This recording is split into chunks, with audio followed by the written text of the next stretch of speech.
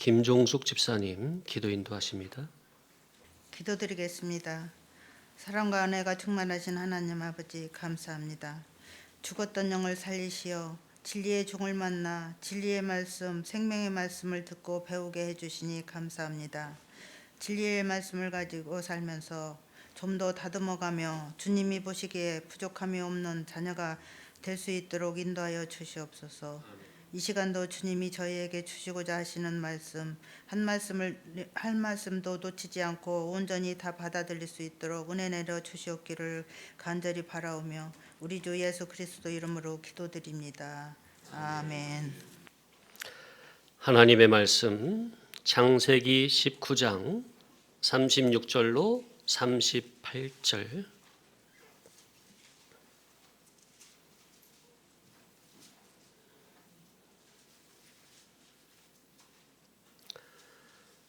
다 같이 합독하십니다.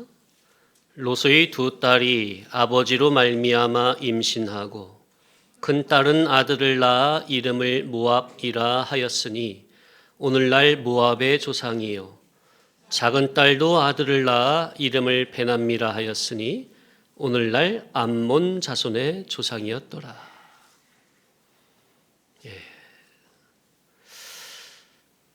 지금 우리는 계속해서 롯이 당대 유일한 선지자인 아브라함을 떠나게 됨으로부터 시작된 비극에 대해 상고하면서 교훈을 받고 있는 중입니다. 롯의 모든 비극은 바로 아브라함을 떠남으로부터 시작이 됐다는 것. 선지자를 떠남으로 특수은총을 거부했고요. 선지자를 떠나 할례를 받지 못함으로 생명의 계대에서 끊어지게 됐고요. 선지자를 떠남으로 결국 유황 불구덩이로 스스로 들어가게 됐고, 선지자를 떠난 결과 영육간의 알거지가 되었으며, 선지자를 떠난 결국 천추만대 수치를 남기게 되었습니다.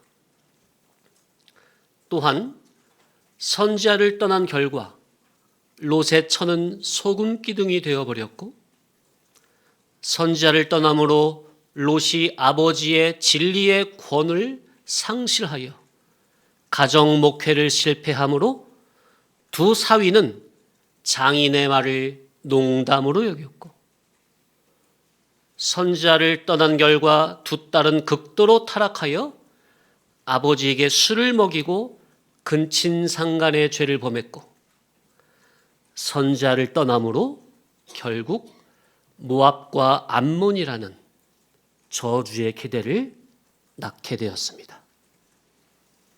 이제 말씀드린 9가지의 총체적인 비극은 전부 선지자 아브라함을 떠나는 구조적인 문제에서 비롯됐다는 것을 명심해야 합니다. 그래서 제가 계속 강조하여 드리는 말씀이 신앙은 구조의 문제라는 것. 어떤 구조를 붙잡을 것인가? 그 구조가 결국 그 자기를 만들고 생명이든 사망이든 결과를 맺게 됩니다. 오늘은 계속 이어서 롯의 두 딸이 아버지를 통해 낳은 모압과 암몬. 저 뒤에 저거 누가 올렸네 저거? 찬바람이 계속 내려올 텐데.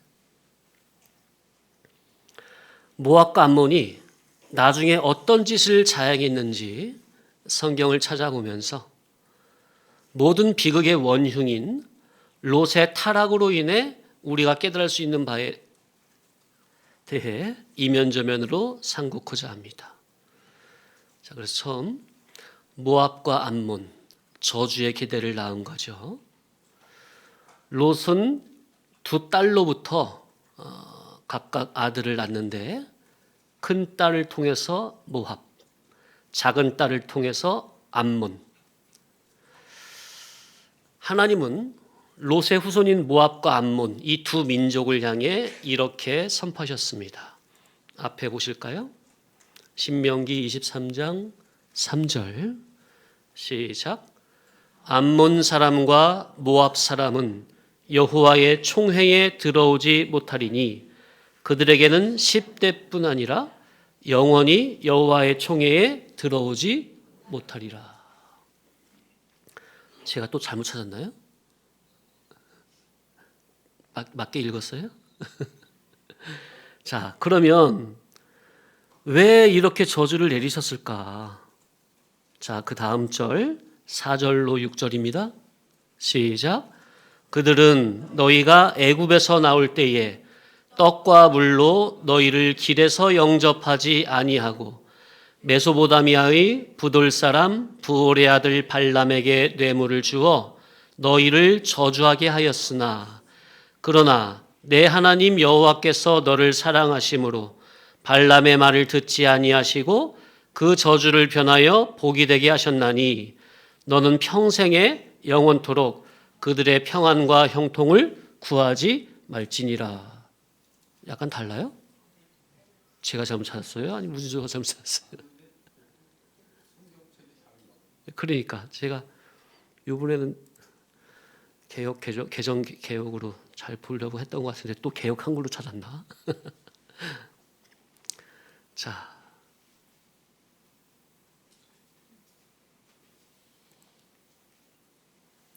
모압과 암몬은 아브라함의 조카인 롯의 자손으로 원래는요 이스라엘과 화친할 대상이었습니다. 자, 볼게요. 신명기 2장 9절과 19절이에요. 시작. 여호와께서 내게 이르시되 모압을 괴롭히지 말라. 그와 싸우지도 말라. 그 땅을 내가 내게 기업으로 주지 아니하리니 이는 내가 롯 자손에게 아르를 기업으로 주었음이라. 19절 시작. 암몬 족속에게 가까이 이르거든 그들을 괴롭히지 말고 그들과 다투지도 말라. 암몬 족속의 땅은 내가 내게 기업으로 주지 아니하리니 이는 내가 그것을 롯 자손에게 기업으로 주었음이라. 이 말씀이 언제냐면 이제 광야 40년 거의 다 끝나갈 때 이제 좀 있으면은 이제 그 요단강을 건너서 여리고성을 정복할 그 일이 남은 그 이제 마지막 신명기가 뭐냐면 신명기가 모세의 고별절기 아닙니까?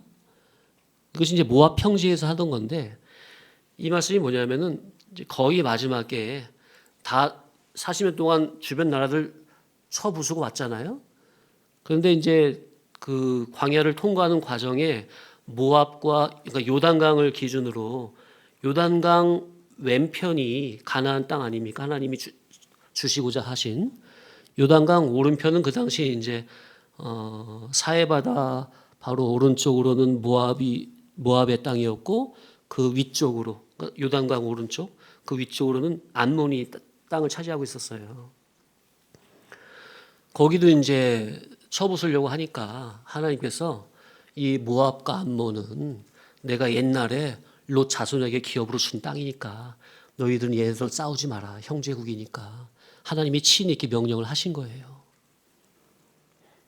자, 그러니까 이걸 보면 모압과 암몬은 근친상간이라는 죄의 열매로 태어난 족속인데 그럼에도 하나님께서는 그들에게 땅을 기업으로 주실 만큼 은혜를 베푸시고 수백 년이 흐르도록 지금 민족을 모압 족속, 암몬 족속 민족을 계속 유지하도록 하나님이 은혜를 베푸셨다는 거예요. 그래서 여기서 이제 제가 좀 캐치가 돼가지고 좀 더 생각을 해보게 된 거예요. 성경 역사를 가만 보면요. 특히 우리가 지금 아브라함을 보고 있으니까 아브라함을 중심으로 보면요. 아브라함에게 은혜를 입은 자는요. 그들이 비록 육신에 속한 자였다 해도요. 하나님께서 은혜를 베푸시는 것을 볼 수가 있어요. 가장 먼저 롯과 그의 가정을 볼 수가 있죠. 아브라함의 기도를 기억하사 롯과 가정을 그의 불구덩이 가운데서 건져내셨습니까? 롯이 의로워서가 아니라. 그지? 그리고 또 근친상간으로 태어난 모압과 암몬을 하나님께서 수세기에 걸쳐서 민족을 이루며 살아가게 하십니까? 저건 아주 근본이 잘못된 민족이니까 아예 치워버려 할 수도 있는데 하나님이 아예 민족으로 크게 하셨다니까요. 또 아브라함의 첩 애굽 여인 하갈을 통해서 아브라함이 86세 때 누굴 낳았죠? 예, 이스마엘을 낳았잖아요. 약속의 자녀가 아니라 하나님 언약을 못 믿고 아내가 그냥 언제 하나님이 나는 다 경수 끊어진 지 오래고 당신도 늙었는데 언제 우리가 자식을 보겠수. 여기 그냥 젊은 내 첩을 통해서나 우리 그냥 대를 이읍시다. 그러니까 아브라함이 아내의 말을 듣고서 난 아들이 86세 난 이스마엘 아닙니까? 그죠? 그런데 이스마엘도 결국에는 이제 나중에 이삭이 본처를 통해서 이삭이 나니까 나중에 쫓겨났잖아요. 쫓겨났지만 하나님께서도 그 이스마엘을 통해서도 12방백을 12아들 낳고 12아들이 12방백이 됩니까? 12방백이 돼가지고 아예 큰 민족을 이루어가지고 살게 하십니까? 그래서 그 이스마엘을 통해 난 자식들이 어디냐면요. 지금 중동 아랍계통 있습니까? 사우디아라비아 비롯해서 그 아랍계통, 북아프리카랑 사우디아라비아 그리고 지금 이스라엘 동편, 그 요르단이랑 그 다 있잖아요. 거기가 전부 다 이스마엘의 후예들이에요. 인구로 치면 약 4억 명 이상. 그래서 제가 여기서 생각이 되더라고요. 여기서. 그래서 원래 본문 내용으로 계속 들어가기 전에 이제 잠깐 말씀드린 이 장면도 너무나 여기에 중요한 신학적인 내용이 있기 때문에 그래서 롯과 그의 가정 그리고 그 근친상간으로 태어난 모압과 암몬 그리고 아브라함의 인본주의로 낳은 약속 언약의 아들이 아닌 인본주의로 육신의 생각으로 낳은 그 이스마엘에게 또 하나님께서 은혜를 베푸신 것을 보면서 이 하나님의 은혜의 성격에 대해서 우리가 좀 생각을 해봐야 되겠다. 그리고 언약과 비언약의 구분에 대해서 그리고 아브라함 언약의 파급 효과에 대해서 상당히 중요한 부분이라서 잠시 상고하고 지나가겠습니다. 모압과 암몬은 롯의 두 딸과의 근친상간을 통해서 태어난 것으로 명백한 죄의 열매입니다. 그죠? 이건 용납이 안 돼요. 그러나 하나님께서는 이스라엘에게 아까 읽어봤죠? 신명기 2장 9절과 19절 모압을 괴롭히지 말라. 암몬과 다투지 말라. 이유는 뭐예요? 내가 그것을 롯 자손에게 기업으로 주었음이라. 그죠? 그죠? 내가 그것을 롯 자손에게 기업으로 주었음이라. 즉 죄로 시작된 족속임에도 불구하고 하나님은 그 존재 자체를 부정하지 않으셨고 일정한 보호와 기업을 허락하신다는 겁니다. 누구 옆에 있으니까? 누구 옆에 있었으니까? 아브라함. 한때 아브라함 곁에 있었으니까. 우리가 여기서 알 수 있는 것은 첫째, 죄의 열매와 하나님의 은혜는 동일선상이 아니라는 점입니다. 모압과 암몬은 분명히 출생의 기원부터가 죄악이고 언약의 계보에 속하지 않으며 결국 여호와의 총회에서 영구적으로 배제됐습니다. 아까 신명기 23장 3절 읽어봤죠. 그들은 여호와의 총에 들어오지 못하리니 10대뿐 아니라 영원히 들어오지 못하리라. 아까 기억나시죠? 그럼에도 불구하고 하나님은 그들을 즉시 멸하지 않으셨고 민족으로 종속하게 하셨으며 영토라는 현세적인 기업까지 주셨습니다. 이는 성경에 일관되게 보여주는 중요한 원리입니다. 하나님의 은혜는 죄에 대한 그 죄의 정당화가 아니라, 죄를 진 것에 대한 잘했으니까 은혜를 베푸, 그런 말이 정당화가 아니라 죄인에 대한 주권적인 자비의 표현이라는 점을 우리가 알아야겠습니다. 비록 죄인이라 할지라도 아브라함으로부터 은혜를 입은 자에게는 내가 은혜를 내리겠다. 그러나 그 은혜는 언약의 적통성의 은혜는 아니지만 언저리 은혜라도 내가 내리겠다, 그런 의미죠. 그러나 하나님께서 이러한 은혜를 베푸셨다고 해서 그들이 지은 죄악의 구조가 용인된다거나 아니면 그들이 언약 밖에 있는 그들이 언약 백성의 지위로 다시 회복이 된다는 말은 아닙니다. 생명을 유지하는 존속의 은혜를 베푸셨다고 해서 이것이 곧 언약의 은혜는 아니라는 것. 이해되십니까? 이 구분이 매우 중요합니다. 존속의 은혜 이꼴 언약의 은혜는 아니다. 다르다. 우리가 또 여기서 알 수 있는 것은 아브라함 언약의 파급 은혜입니다. 따라합시다. 아브라함 언약의 파급 은혜. 네, 파급 은혜 하니까 뭐 아시겠지만 좀 더 제가 쉬운 말로 표현을 하자면 아까 말씀드린, 따라합시다. 언저리 은혜. 네, 언저리란 말이 뭐예요? 국어사전에 찾아보니까 둘레의 가 부분. 웅아, 수학에도 이런 용어는 없지. 근데 둘레의 가 분명 있잖아. 그지? 응. 언저리. 언저리가 한글로 뜻이 둘레의 가. 그러니까 한 중심이 아니라 둘레의 가. 이게 언저리. 언저리 은혜. 한 중심의 언약 은혜가 아니라 언저리 은혜. 곧 하나님께서는 아브라함에게 은혜를 입은 자의 주변까지도 선지자, 당시 유일한 하나님의 벗이라 칭호를 받은 아브라함의 그 은혜를 입은 그 주변까지도 하나님께서 일반 은총으로 은혜를 베푸신다는 것. 이는 성경 전체에 나타나는 아브라함 언약의 확장 효과입니다. 첫째로 롯과 그의 가문은요, 롯은 언약의 직접 계승자는 아니죠. 그런데 삼촌 아브라함 곁에서 혈연 동행 관계로 있었죠. 몇 년 동안. 그죠? 근데 그로 인해서 나중에 처음에 그 4대 윤합군한테 롯이 속해 있는 5대 윤합군이 져가지고 다 포로로 끌려가잖아요.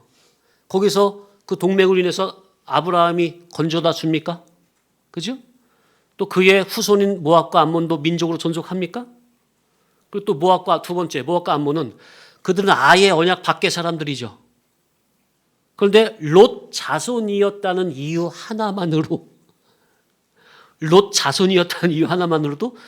출애굽한 이스라엘이 광야 생활을 할 때 하나님께서 아까 읽은 신명기 2장 9절과 19절, 이스라엘 백성에게 모압과 암몬을 침범해라, 침범치 마라. 절대 건들지 말. 거긴 내가 롯에게 언약으로 약속으로 준 땅이니까 절대 건들지 마라. 보호를 해주십니까? 또 세 번째, 이스마엘을 보면 이스마엘은 약속의 자녀는 아니지만, 그러나 창세기 21장 13절 시작. 그러나 여종의 아들도 내 신이 내가 그로 한 민족을 이루게 하리라 하신지라. 그죠? 그래서 이스마엘은 약속의 자는 아니지만 아브라함의 혈통이라는 이유 하나만으로 12방백을 낳고 큰 민족을 이루고, 이 이스마엘의 후손은 아직까지도 잘 살고 있다니까요. 아랍계 통해서. 모압과 암몬은 나중에 이제 우리가 보겠지만은 예배 후반부에 흔적도 없이 사라져요. 나중에. 그러니까 이 세 가지 예를 통해서, 그러니까 롯과 그의 가정, 그리고 모압과 암몬, 그리고 이스마엘, 이들에게 하나님이 은혜를 베푸시는 것을 통해서 알 수 있는 사실은, 언약이 상속되는 특수한 은혜는, 곧 특수 은총은 이삭 한 사람에게로 제한이 되지만, 언약의 여우는, 곧 일반 은총은 아브라함과 관계된 자들에게까지 영향이 미친다는 것. 그러니까 뭐예요? 중요한 건 또 뭐예요? 구원의 언약과 역사적인 존속의 보호의 은혜는 철저히 구분을 해야 한다는 겁니다. 모압과 암몬, 이스마엘에게 베풀어진 은혜는 구속사적 중심의 은혜가 아니라 역사적, 현세적 존속의 은혜라는 점. 그래서 성경은 동시에 이렇게 말을 해요. 모압과 암몬은 땅을 가졌으나 여호와의 총회에는 영원히 들어오지 못하리라. 아까 신명기 23장 3절. 다시 한번 볼까요? 찾았나? 있나? 없어요? 예. 시작. 암몬 사람과 모압 사람은 여호와의 총회에 들어오지 못하리니 그들에게 속한 자는 10대뿐만 아니라 영원히 여호와의 총회에 들어오지 못하리라. 예. 이스마엘은 큰 민족은 되었으나 언약의 계승자는 아닙니다. 자, 창세기 17장 20, 21절 시작. 이스마엘에 대하여는 내가 내 말을 들었나니 내가 그에게 복을 주어 그를 매우 크게 생육하고 번성하게 할지라. 그가 12두령을 낳으리니 내가 그를 큰 나라가 되게 하려니와 내 언약은 내가 내년 이 시기에 사라가 내게 낳을 이삭과 세우리라.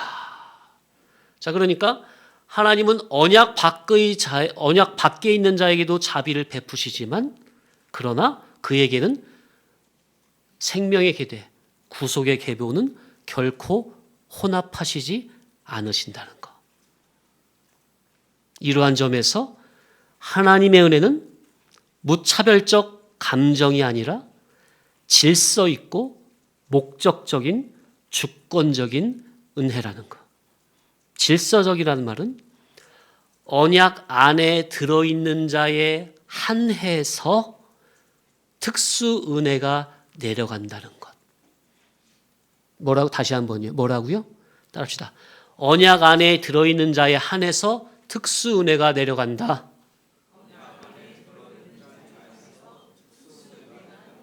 그러나 아브라함으로부터 은혜를 받은 자에게는 일반 은혜도 내려간다. 그죠?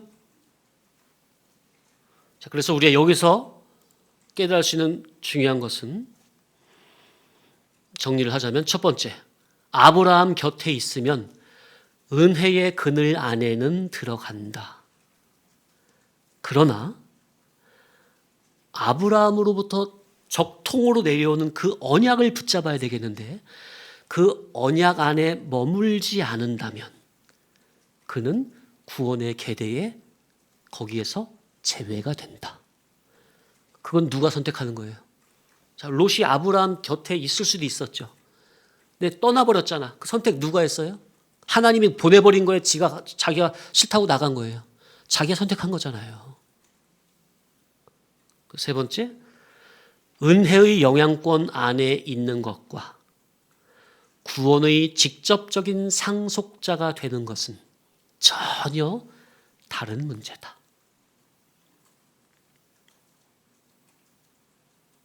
제가 이것을 이렇게 정리한 이유가 다 있어요.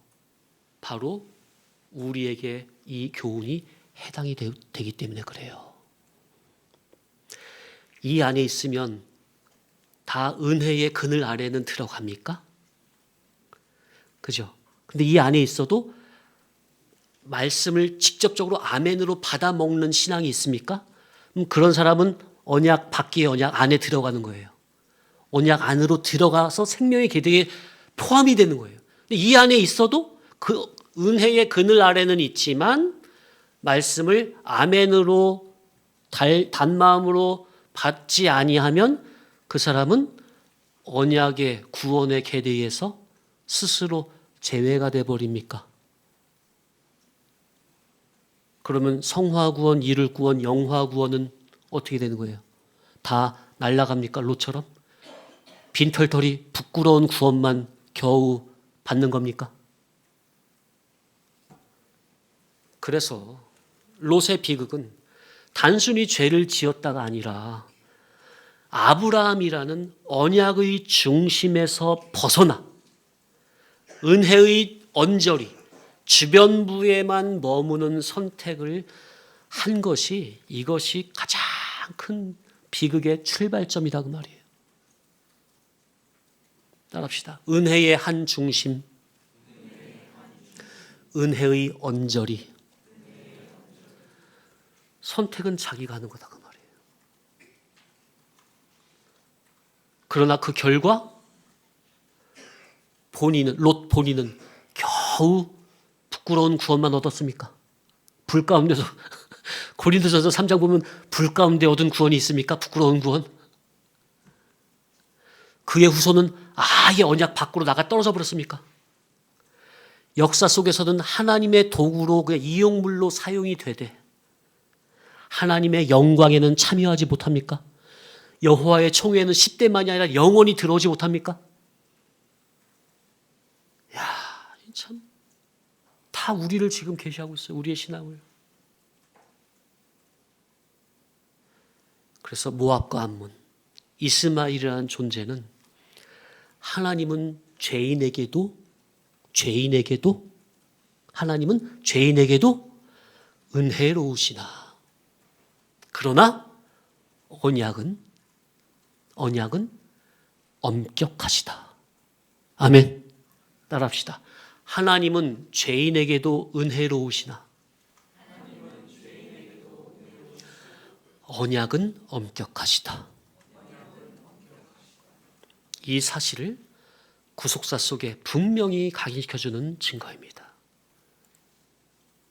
그래서 이 사실은 우리가 지금 계속 상고하고 있는 바 진리 안에 거하는 신앙과 은혜의 주변부에 머무는 신앙, 또 성화구원과 계대의 문제를 이해하는 데 있어서 매우 중요한 신학적인 토대입니다. 이 관점으로 이제 오늘날 교회들의 신앙을 돌아보면요, 과연 우리의 신앙이 아브라함처럼 진리 안에 깊이 거하는 신앙인지, 아니면 롯과 그의 후손들처럼 언약의 중심에는 들어오지 못한 채 은혜의 영향권 주변에 머물러 있는 언저리, 그런 신앙인지를 진지하게 점검해 보게 됩니다. 그리스도 안으로 깊이 들어와서 진리의 통치와 교정과 빛 가운데서 자신의 성화구원과 장차받을 하늘의 영광의 기업을 준비하는 참으로 멋진 신앙이 돼야 되겠는데, 대부분의 신앙을 보면 그러하지 못하고 대부분 그리스도 진리 밖에 머물면서, 그리스도 밖에 있다는 말이요, 종교 생활 안 한다는 게 아니에요. 주일날 다 꼬박꼬박 예배 참석하는 거예요. 그런데도 영의 눈으로 보면 그리스도 밖에 있다는 거죠. 그 정신 사상이. 예수 그리스도의 이름에 담긴 은혜의 짜투리 혜택만 바라고 구함으로. 어떤 은혜? 어떤 혜택? 예수님이라는 이름에 담긴, 따라합시다, 은혜의 짜투리 혜택. 그러니까 무슨 말이냐면은 예수님이라는 이름의 기본값이 있어요. 무슨 말이냐면 성도님들이 영이 중생됐죠. 중생된 영에는 누구 피가 있어요? 예수님 피가 있죠. 예수님 피가 있으면요, 사탄 마귀가 여러분을 건들지 못해요. 여러분의 영을 지옥으로 못 끌고 가. 이게 바로 예수님이라는 이름에 들어있는 기본 혜택입니다. 사탄 마귀가 훨씬 더 못하다니까. 여러분 못 건드려요. 여러분의 영을 못 끌고 간다고. 지옥으로. 그런데 대부분의 신앙인들은 이것만 만족한다는 거예요. 이거만, 이 짜투리 혜택에만 만족하는 거야. 이것만 만족하고 바라고 구함으로 겨우겨우 나도 예수님 믿는 사람이야, 나도 하나님 백성이야, 신앙인이라고 연명하는 거야. 그러나 실제로 보면, 영현으로 보니까 천국의 영광스러운 유업과 기업은 하나도 믿음으로 준비하지 못하는 롯과 그의 후손이나 이스마엘의 후예들이 아닌가. 이것이 보여지더라 그 말이에요. 이 말씀을 준비하면서 오늘날 교회들의 모습이, 하나님의 은혜는 풍성하게 내려졌습니까? 롯에게도? 자, 아까 창세기 12장 4절인가 거기 보면은 아브라함이 말씀 속에 나올 때 누구도 함께 왔더라? 롯도 그와 함께 나왔습니까? 롯을 데리고 나왔어. 조카니까. 하나밖에 없는 조카니까 데리고 나왔어. 왜? 아버지 자기 동생 죽었으니까 동생의 아들인 롯 조카를 데리고 나온 거란 말이에요. 걷어줬어, 아브라함이. 삼촌이 양아들 삼아서 그냥 걷어준 거란 말이야. 그러면 아브라함에게는 하나님의 특수은총이 내려가잖아요. 그럼 롯이 옆에 있으면 아브라함을 통해서, 이야, 이런 믿음의 사람이 있나? 그 믿음을 발견했어야지, 진리를 발견했어야지, 생명을 발견했어야지, 예수님을 발견했어야지, 아브라함 속에 있는 그리스도를 발견했어야죠. 근데 롯은 정말 이 엄청난 선지자 아브라함을 곁에 두고도 그냥 일개 삼촌으로만 여겨버린 거야. 그냥 아예 삼촌도 니캉네캉이지 뭘, 삼촌이 뭘. 우습게 여겨버린 거야. 아브라함 속에 있는 진리는 발견 못한 거야.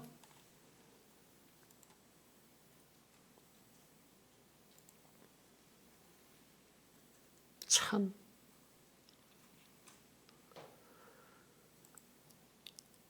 아브라함 곁에 있으니까 하나님 은혜는 풍성히 내려졌어요. 롯에게도. 그죠?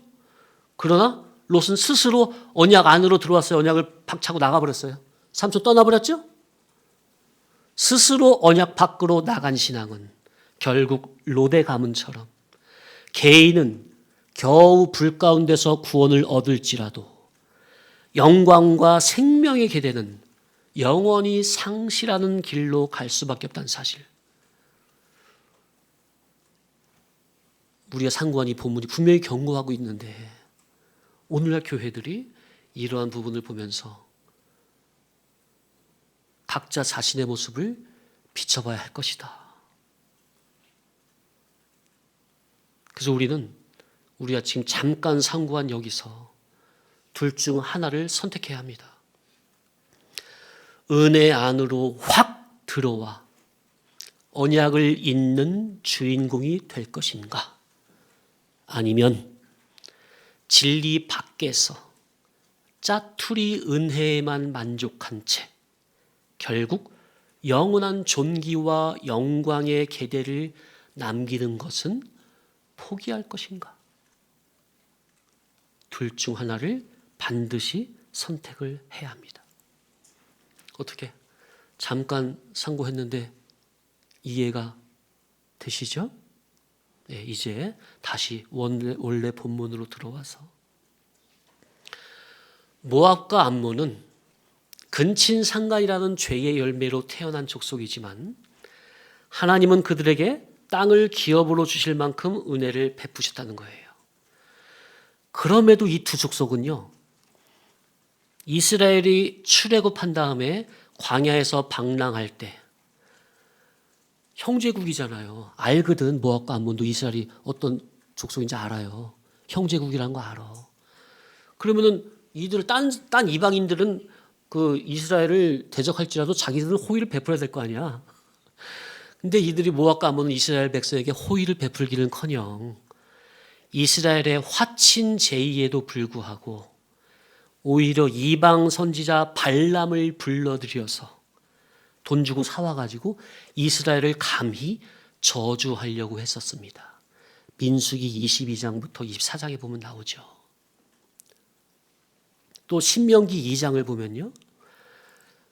이제 모압이 이제 주변에 이제 이스라엘 백성이 40년 동안 주변국들을 다 점령하면서 하나님의 도움으로 다 이기고 오면서 자기들 주변까지 온 걸 소식을 들었잖아요. 근데 이제 모압이 어떤 기대를 품고 있었냐면은 모압이 수년 동안 자기를 정복하고 있던 나라가 어디냐면은 아모리 왕 시온이에요. 시온. 성경에 보면 이 사람 되게 유명해요. 아모리 왕 시온. 엄청난 그냥 장수인데 싸움도 잘하고.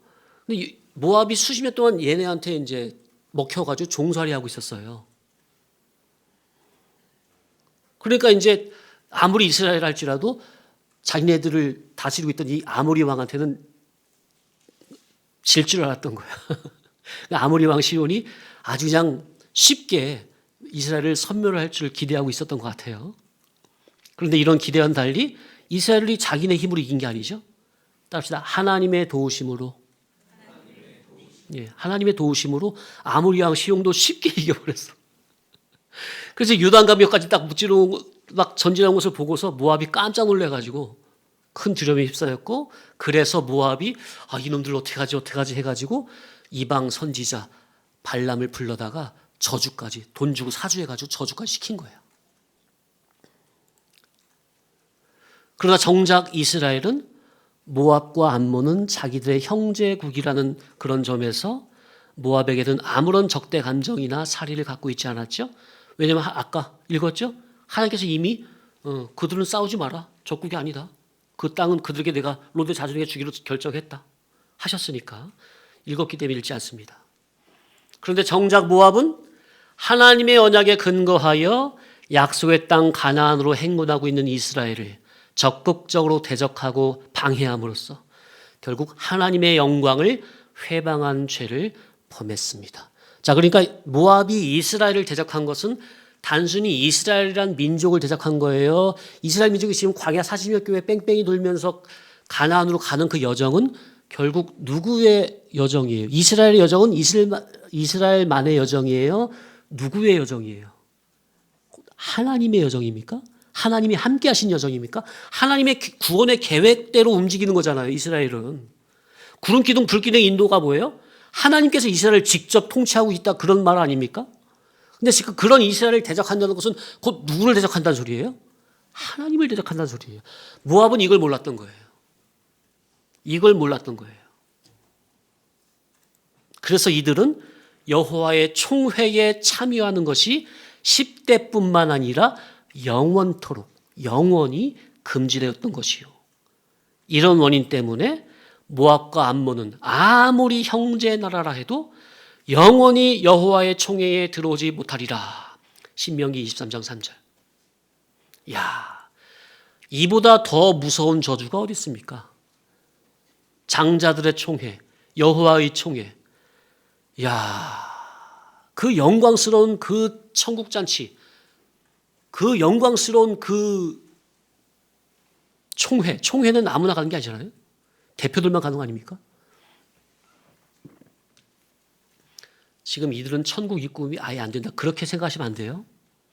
총회에 금지됐다, 그 말은, 총회란 말은 대표예요. 대표. 모든 사람이 아니에요. 모든 백성이 아니에요. 대표. 거기에 못 들어간다고 말이에요. 롯이 선지자를 떠나는 결정을 한 그 한 사람의 어리석은 선택이 단순히 하루, 한 달, 한 해가 아니라 후손 만대까지 영향을 미친다는 겁니다. 롯이 아브라함을 떠나갈 때, 처음에 떠나갈 때 있잖아요. 이사 갈 때. 그것이 돌이킬 수 없는 결과로 나중에 자기 후손들을 영원히 하나님의 언약에서 끊어놓는 결정이 될 줄 미리 알았다면 그때 아브라함 곁을 떠났을까요? 절대로 안 떠났겠죠. 성도님들, 진리를 떠난 한 번의 선택이 개인의 비극에서 끝나지 않고 자녀와 후대의 신앙의 구조를 완전히 바꿔버릴 수가 있습니다. 생명의 구조에서 저주의 구조로. 성도 한 사람의 진리 이탈은 단순히 그 개인의 일탈 문제가 아니라 그걸 넘어 가문 전체의 영적인 운명을 결정할 수가 있다는 것입니다. 성도님들, 나를 진리의 안에, 은혜 안에, 언약 안에, 그리스도 안에 넣어주셨다는 이 특수은총을 로처럼 가벼이 여기지 마시고 정말로 감사 찬송함으로 적극적으로 나부터 진리 생명의 계대 안으로 들어가서 나로 말미암아 나와 우리 가정과 우리 후손 대대로 이 진리 언약의 계대 안으로 들어가시기를 간절히 사모하시기 바랍니다. 아멘. 제 대표 기도를 제가 하려고 했는데 기도문을 작성하고 나서 다 같이 읽었으면 좋겠어서 앞에 보고 공동 기도문을 다 같이 읽고 일부 예배를 마칩니다. 다 같이 공동 기도문 시작. 거룩하신 하나님 아버지, 오늘도 은혜의 자리로 우리를 불러주셔서 진리의 말씀 아래에 서게 하심을 감사드립니다. 우리가 말씀을 통해 상고하듯이 롯의 모든 비극은 죄 하나의 문제가 아니라 선지자를 떠나고 언약의 중심에서 벗어나며 진리의 인도를 거부한 선택에서 시작되었음을 보게 하시니 두렵고 떨리는 마음으로 주 앞에 섭니다. 아버지 하나님, 오늘도 우리도 신앙의 이름으로 교회의 울타리 안에 있다는 이유로 은혜의 영향권에 머물러 안일해 하지는 않았는지 돌아봅니다. 진리 안으로 더 깊이 들어가야 할 자리에 서 있으면서도 언약을 가볍게 여기고 성화의 길을 외면한 채 겨우 신앙을 유지하는 모습은 아니었는지 회개합니다. 주님, 모압과 암몬, 이스마엘의 역사를 통해 하나님의 은혜는 풍성하지만 언약은 결코 가볍지 않다는 사실을 분명히 깨닫게 하여 주옵소서. 존속의 은혜와 구원의 은혜를 혼동하지 않게 하시고 은혜를 핑계 삼아 진리 밖에 머무는 어리석음을 우리 안에서 끊어내게 하여 주옵소서. 이 시간 말씀을 들을 때에 우리가 롯처럼 은혜의 주변부를 맴도는 자가 아니라 아브라함처럼 진리 안에 거하며 언약을 붙들고 계대를 준비하는 신앙이 되기를 원합니다. 또한 개인의 구원에 만족하지 않고 자녀와 후손에게까지 믿음의 길을 분명히 물려주는 책임 있는 성도로 서게 하여 주옵소서. 주님, 이 예배가 형식이 아니라 우리의 신앙 위치를 점검받는 신학이 되게 하시고 말씀 앞에서 우리의 선택이 새로워지는 은혜의 시간 되게 하여 주옵소서. 이 모든 말씀을 우리를 진리 안으로 부르시는 예수 그리스도의 이름으로 기도드립니다. 아멘. 자, 계속 이어서 두 번째, 모압이 이스라엘을 타락시킴으로, 그러니까 그 불의의 씨는 반드시 불의의 열매를 맺는다는 이치, 신앙의 이치. 언제 그러느냐? 어제도 잠깐 봤지만 이스라엘 백성이 출애굽해가지고 광야교회에서 훈련받는데 이때 모압 족속이 이스라엘을 타락을 시킵니다. 모압 왕 발락이 아까 오전에 얘기 들었죠? 이스라엘 백성들이 가는 곳마다 전쟁을 하니까. 근데 설마 얘네 아모리 왕 시온한테는 질 줄 알았어. 워낙 이 왕이 강하니까. 근데 얘네도 그냥 하나님의 능력으로 그냥 쉽게 이겨버리니까 모압 왕이 이제 막 발람 선지자를 불러다가 저주까지 시켰는데 발람 왕은 하나님이 나타나셔가지고 엄포를 했죠. 너 저주하면 죽어. 그러니까 이제 저주하라고 불렀는데 저주는 안 하고 그 복만 이스라엘을 위한 복만 한단 말이에요. 그러고 가서 이제 끝난 줄 알았는데 나중에 보니까 성경 나중에 다른 성경에서 밝히죠. 뒤에 가서 발람 선지자가 몰래 발락에게 모압 왕 발락에게 이스라엘을 어떻게 무너뜨리는지 그 방법을 알려줬어요. 그게 바로 음행의 방법을 알려준 거예요. 성경이 밝히는 거예요. 나중에 발람이 알려준 계략이 뭐냐? 모압 왕 발락이시요, 이스라엘 백성은 만군의 여호와 하나님께서 지키시기 때문에 그 어떤 무력으로도 이스라엘 백성을 이길 수가 없습니다. 다만 한 가지 방법이 있습니다. 이스라엘 백성을 지키는 하나님과 이스라엘 백성이 서로 원수가 되게 하면 되는 겁니다. 그 방법은 바로 모압의 아름다운 여인들을 골라서 이스라엘 청년들을 유혹하여 음행하는 죄를 짓게 하면 그게 바로 이스라엘 백성을 하나님과 원수로 만드는 일이 되는 것이니, 그렇게 하면 당신은 힘도 안 쓰고 이스라엘을 무너뜨릴 수 있습니다. 이런 아주 교활하고 악랄한 방법을 모압 왕 발락에게 알려준 거죠. 그래서 민수기 25장에 보면 모압 여인들이 이스라엘을 음행으로 유혹하고 그들의 그들의 신이 바알 부올이거든요. 그 우상 숭배를 하는 그 음행죄에 빠뜨려 버렸어요. 자, 앞에 보세요. 민수기 25장 1절로 3절입니다. 시작.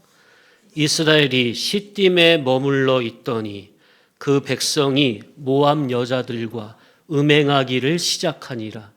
그 여자들이 자기 신들에게 제사할 때에 이스라엘 백성을 청하매 백성이 먹고 그들의 신들에게 절함으로 이스라엘이 바알부올에게 가담한지라. 여호와께서 이스라엘에게 진노하시니라. 그죠? 그래서 그 결과 어떻게 됐어요? 9절 시작. 그 연병으로 죽은 자가 24,000명이었더라. 이야, 참. 자, 그러니까 롯이 선지자 아브라함을 떠남으로 시작된 그 우상의 씨가 수백 년 뒤에는 아예 이스라엘 전체를 무너뜨리는 결과로 열매를 맺었다는 것.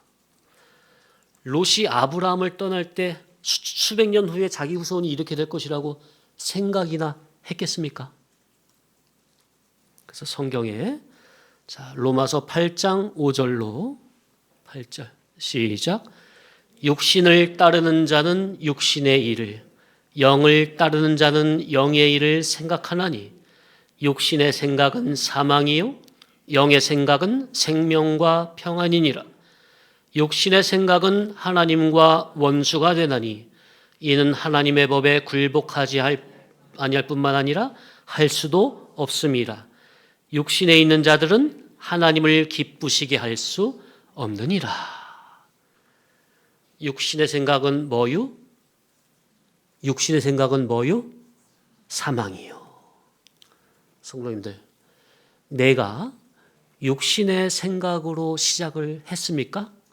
무엇이든 그렇다면 그 결과는 반드시 영적인 사망으로 결과를 맺게 됩니다.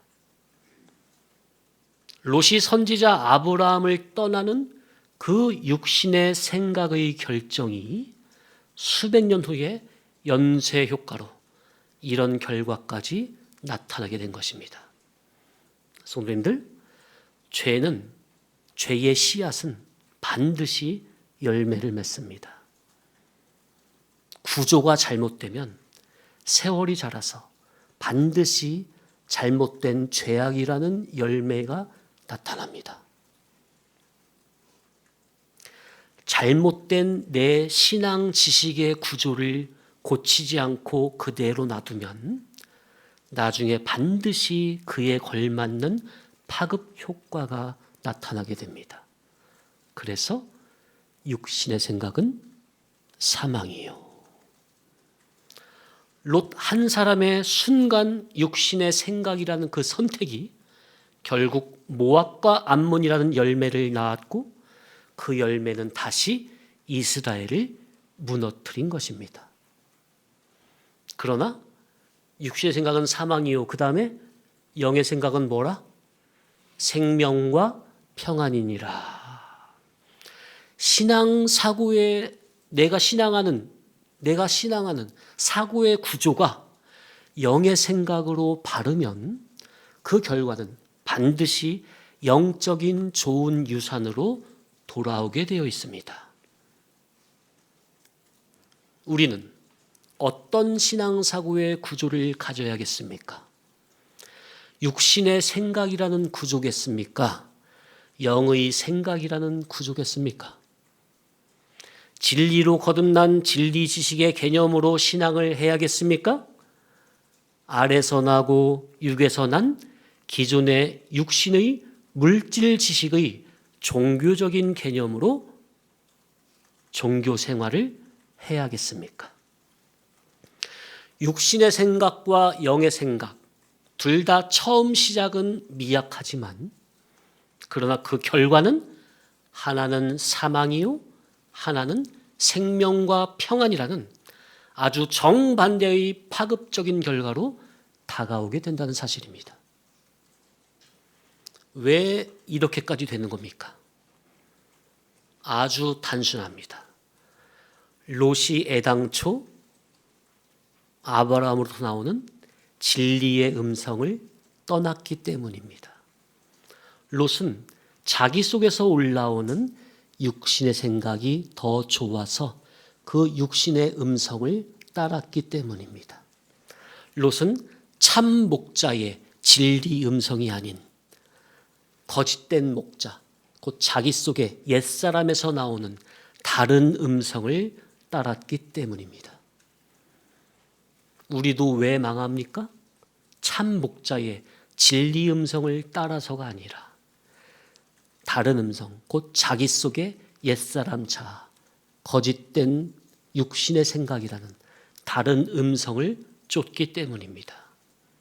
성도님들, 거룩은 우리 스스로 만드는 것이 아니라 참 목자의 음성을 들을 때 진리의 음성으로부터 그리스도의 거룩이 나에게 전달이 됩니다. 그렇기 때문에 음성을 바꾸면 나의 삶 전체가 바뀝니다. 참 음성을 들으면 거룩으로 가게 되고 거짓된 음성을 들으면 타락으로 가고 중간은 없습니다. 성경은 분명히 말합니다. 세상을 사랑하는 것은 우상 숭배다. 재물을 사랑하면 동시에 하나님을 섬길 수 없다. 세상과 재물은 천국 준비를 위해 사용하라고 주신 이용물, 활용물, 선용물이지. 그 이용물을 목적으로 붙잡는 순간 세상과 재물은 그 자기에게 우상이 되어버립니다. 그리고 우상으로 가는 가장 빠른 길은 하나님의 생명의 말씀, 영의 말씀을 선악과 먹고 타락한 물질 지식의 개념으로 왜곡하여 전하는 설교, 교훈입니다. 선악과 사상의 교훈을 들으면 자동으로 세상을 우상으로 섬길 수밖에 없습니다. 왜냐하면 선악과 사상의 거짓된 교훈을 들으면 듣는 이의 지식의 구조가 하늘이 아닌 땅으로, 신령성이 아닌 물질성으로 고착되기 때문입니다. 그렇게 되면 결국 그의 어두운 심혼에는 악령이 그 어두운 구조, 정신계 속에 또아리를 틀게 되고 그 사람은 세상 탐욕과 정욕으로 끌려갈 수밖에 없는 것입니다. 바로 롯의 삶이 이런 신앙의 이치를 여과 없이 보여주고 있습니다. 따라합시다. 20년 대 25년. 뭘 것 같아요?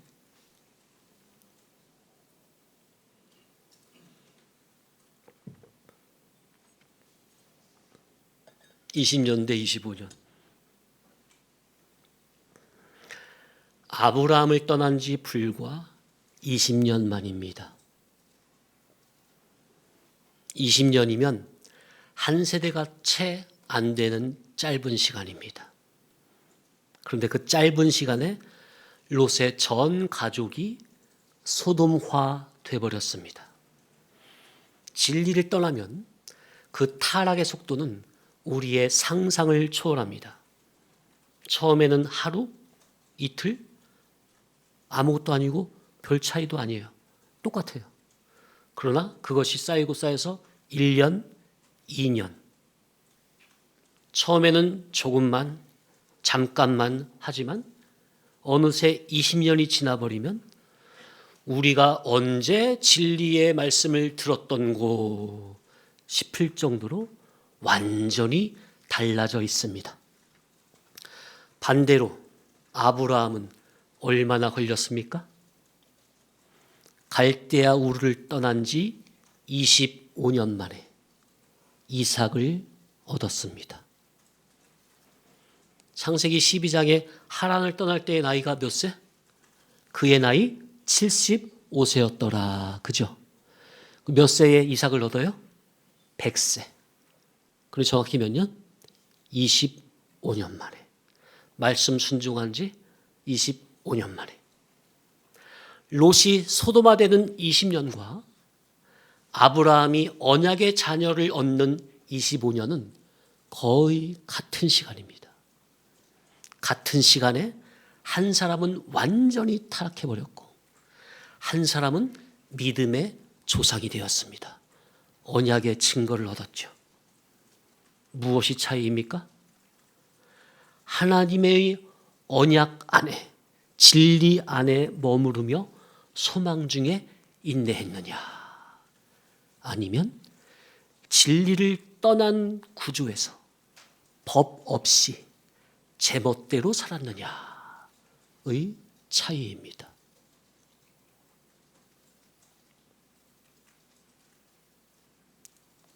다시 앞에 거. 아브라함은 하나님의 언약 안에 진리 안에 머무르며 어떻게 했다고요? 따라합시다. 소망 중에 인내했다.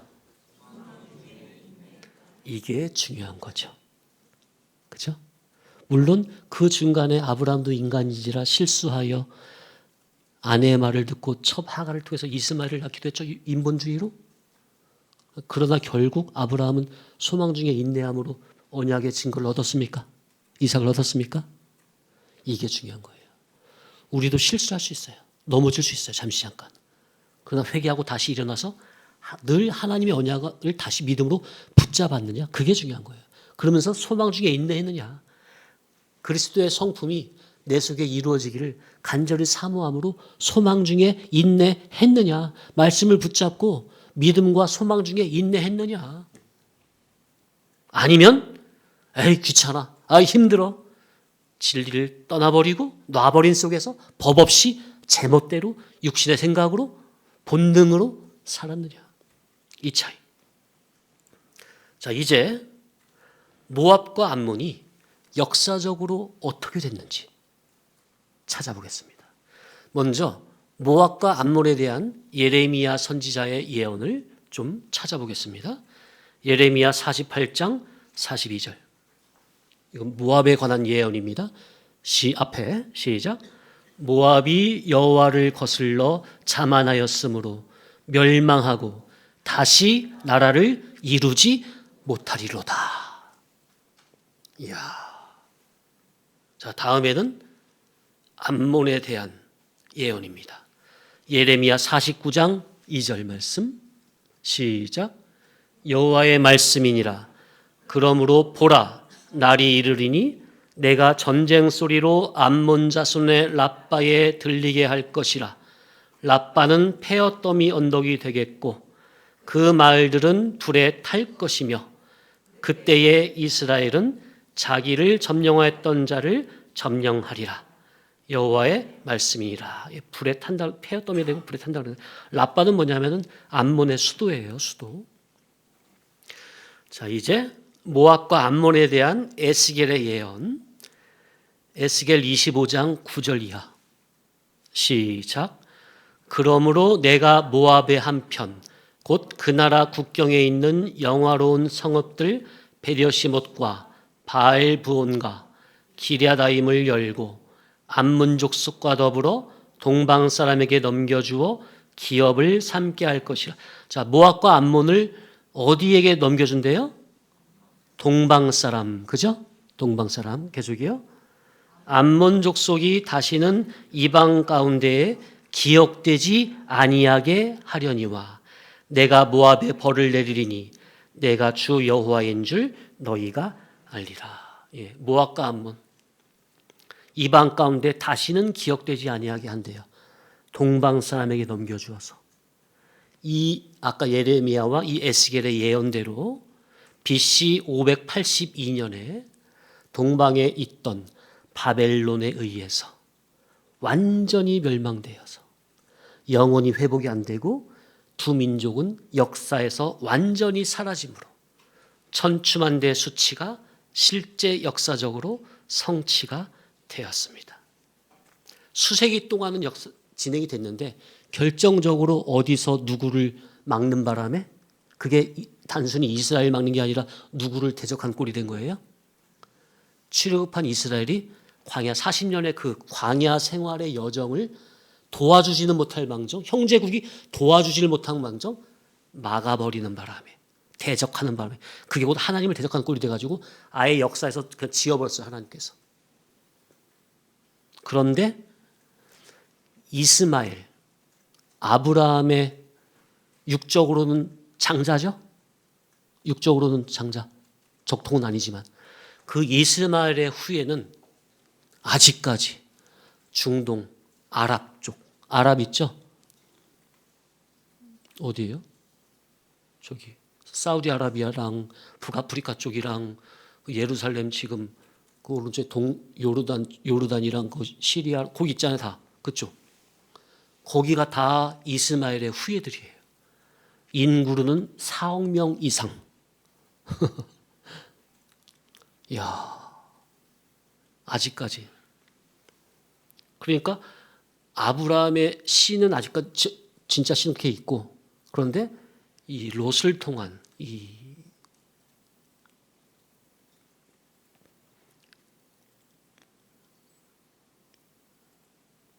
왜 갑자기 생각이 안 나요? 제가 좀 몸이 안 좋긴 안 좋나 봐요. 근친상간. 근친상간으로 난 모압과 암몬은 수세기 동안 유지하다가 기원전 582년도에 완전히 역사에서 사라지게 됐다는 것. 자, 그래서 오늘 우리가 이 말씀을 통해서 깨달음으로 붙들어야 될 결론은 이것입니다. 진리를 떠난 구주의 실패는 개인만이 아닌 다음 세대까지 심판을 불러온다는 것. 그렇다면 성도님들은 나는 어떤 구조를 붙잡아야 되겠는지, 진리의 구조인지 세상의 구조인지,